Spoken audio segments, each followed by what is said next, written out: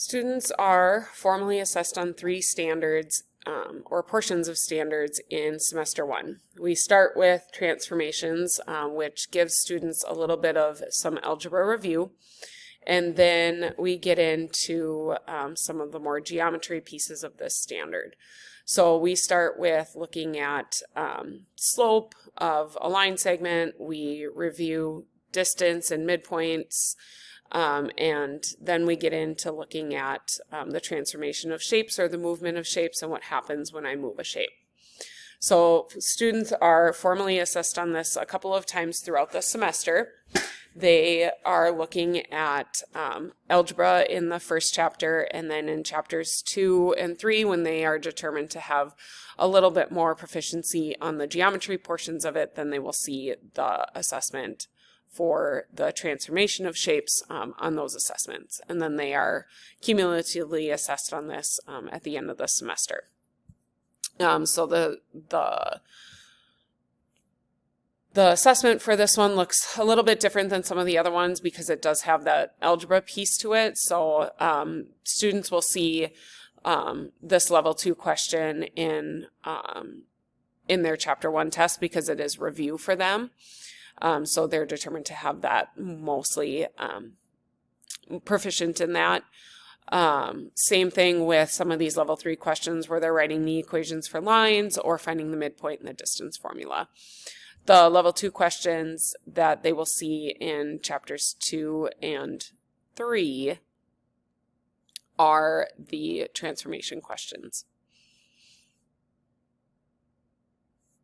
Okay, and then in chapter 2, they are introduced to angle relationships. With angle relationships, students are looking at some of the similarities and differences between the different types of angles, so complementary, supplementary, vertical angles that are created from parallel lines in a transversal. They're introduced to this in chapter 2. Get some informal assessment on this in chapters 2, and then are really kind of formally assessed on it in chapter 3. Our curriculum is pretty unique in the fact that it does spiraling. So every homework assignment is called review or preview. Most of the homework assignments and problems on those homework assignments are from previous chapters. And so students might be introduced to a concept in chapter 2, but maybe won't be considered proficient in it until chapters 4 or 5.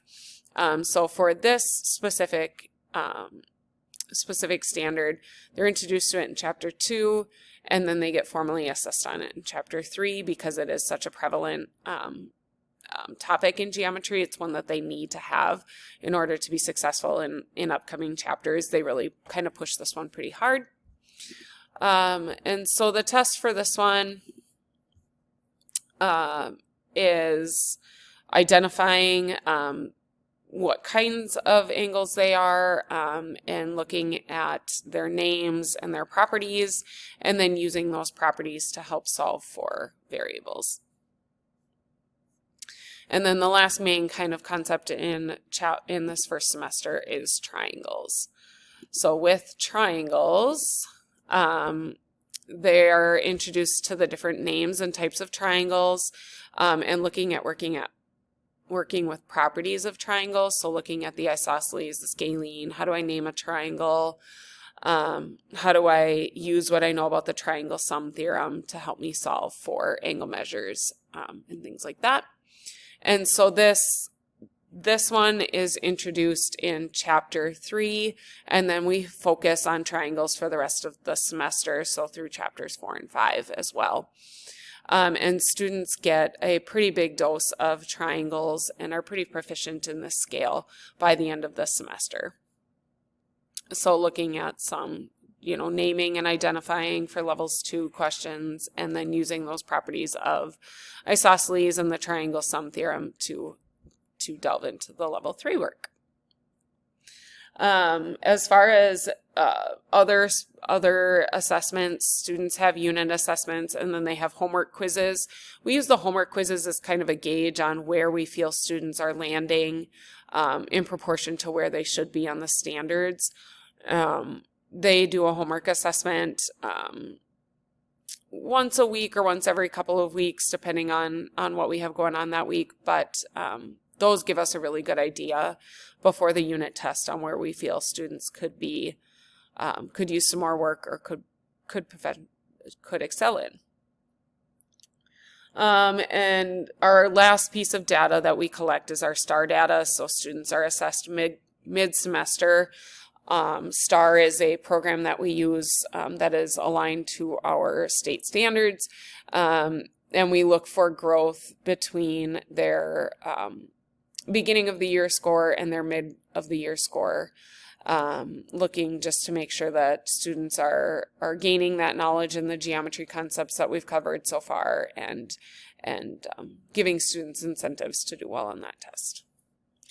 But yeah, other than that, there are 8 proficiency scales that we use in geometry, and 3 of them are covered in semester 1. The other 5 are covered in semester 2. We covered 2 of them in semester 1, but they aren't considered to be proficient in them until semester 2, so we don't give them that standard assessment until the second semester.